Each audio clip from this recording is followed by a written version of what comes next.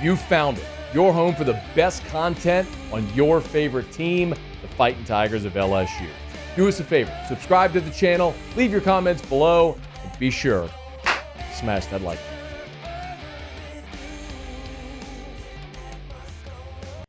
LSU, when you looked back at the end of the year, saw what you're going to have eligibility-wise, saw what you're going to have leaving in the portal at edge rusher, it became an immediate need.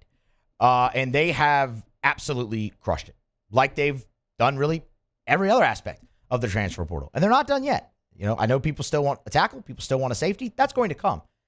But edge rusher was right up there at the top. I was filling in for Matt really that first week the transfer portal opened. Or I take it back, it was the Friday before the portal opened. And we did a segment where we went through LSU's most pressing needs.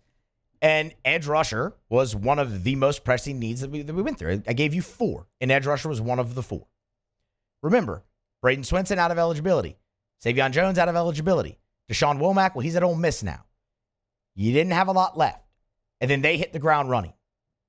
You get Jamari Butler, you get Jack Pyburn, and now you get Patrick Payton. And Patrick Payton he follows a trend that you've seen for LSU here in this portal, and that is starters. Like, Patrick Payton should be an immediate plug-and-play, day one guy when LSU goes up to Clemson on August 30th, rushing off the edge for you. Just completed his redshirt junior season at Florida State. So technically 2 years of eligibility left. We'll see what happens with all of that. But in the immediacy, you bring in a guy who, as a freshman, as a redshirt freshman, should say, was the ACC Defensive Rookie of the Year. Played in all 12 games for Florida State that season in 2022. And if you remember, that was a really good defensive line, specifically on the edges. And he played in all 12 games and was the ACC Defensive Rookie of the Year. It was Florida State's first player to win that award since 2012. And then in 2023, he follows that up by just taking a massive jump. He improved on all of his numbers. And by the way, in 2022, the numbers were really good. 30-plus tackles, 6 sacks, like 7 TFLs. You fast forward to 23, where he starts all 13 games for a Florida State team that finished the regular season undefeated, won the ACC championship. Then we know what happened in the Orange Bowl. And you see a guy who elevated all of those numbers even more. Goes from 31 tackles to 44. From the 7 TFLs to 14 and a half TFLs. 7 sacks, 10 pass breakups. You add it all up, you add it all together, and you're looking at a guy with 39 games of experience, over 100 tackles, 31 and a half career tackles for loss, 16 career sacks.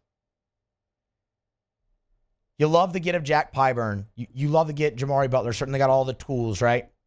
Those guys certainly profile more as the big end, the replacement for a Savion Jones. Patrick Payton is the guy to come in and do what Blake Baker wants, and that is wreak havoc off the edge. It is what LSU's defense did best this season, was pass rush and havoc. This guy can do that. This guy fits more of the mold, maybe not totally from a body standpoint, but from the athletic ability, from the skill, from what you've seen him do, from the production that you've seen, fits much more into that Braden Swinson category of a guy who can just be a terror to SEC quarterbacks in 2025. It's a massive get, and what it does now is it solidifies your edge rusher room, and quite honestly, the defensive line as well. And that's kind of where I want to take this conversation, because when you look at it as a whole at LSU's transfer portal class, we might do that a little bit later on, just kind of give some thoughts, because Brian Kelly talked about it when he met with the media on Saturday. LSU, kind of mentioned it earlier, not only have they gotten guys, they've gotten starters. But when you look at edge rusher specifically, LSU is one of the best edge rushing classes in the country right now in the transfer portal. We know about Patrick Payton. We just talked about it. Number 2 overall player in the portal per 247. Number 1 edge. And of course, you can get caught up in rankings, but look at the production. It backs it up. That's a huge get. Jack Pyburn, another top 50 overall player in the portal, the number 7 edge. Jamari Butler,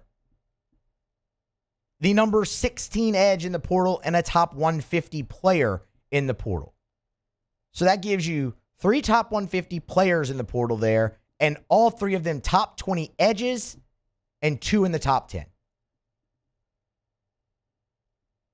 You went from losing 3 guys who contributed to going get 3 guys who can immediately factor in. That doesn't even count. That doesn't even take into account Damian Shanklin coming in the class of 2025. And many people are very, very high on him. And oh, by the way, there's still Kalaj Cobbins, who they love, who Brian Kelly said, need a little patience there, but they love him. He's working hard. He's doing great. The bowl practices are treating him well. You went from looking at this going, and you signed 1 edge. You have Cobbins, CJ Jackson coming back. How much else? To now going, that could be a really good a huge strength of your team. And you already saw the development that took place from a guy like Swinson and Jones under Kevin Peoples. You give him these players as well, and sky could be the limit. I'm getting really excited about this LSU defense heading into 2025. There's a long way to go. You got to go through spring, summer, fall, all that. I'm getting excited sitting here on December 23rd talking about the prospects of the LSU defense, and the defensive line is a huge part of that. Not to mention Sidera Mitchell. You got him on the interior. Dominic McKinley. Hell, Gabe Relaford's back on the edge and can play inside a little bit for you as well. Jacobian Guillory's going to come back. You know that guy's going to be starting. LSU up front doing really well right now in the portal, and edge rusher specifically. It's exciting times because you were already so good at that this season, and now you've reloaded. And you've done it with guys who should just immediately come in and start. So the addition of Patrick Payton, huge for LSU. It continues the trend of just going out there, getting immediate plug-and-play guys, and you have solidified now one of your biggest positions of need heading into this portal cycle, which was edge rusher, and you've done it by kind of closing out arguably the best edge rusher class in this transfer portal cycle early. They said they were going to be aggressive, and man, they have been, and early and often, and they're building. Please leave your comments. I love to interact, and be sure to hit the red subscribe button below.